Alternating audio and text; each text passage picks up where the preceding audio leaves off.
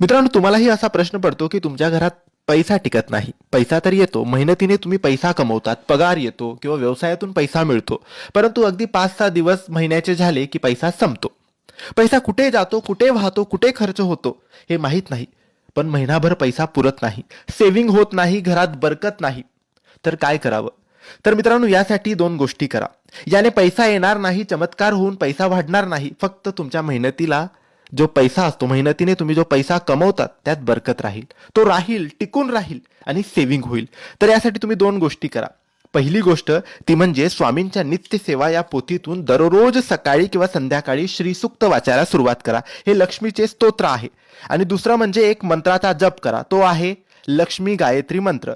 तो मंत्र म्हणजे ओम श्री महालक्ष्मेच विद्महे विष्णुपत्नेच धीमही तन्नो लक्ष्मी प्रचोदयात. या मंत्राचा जप 21 वेळेस करा किंवा एक माळ करा.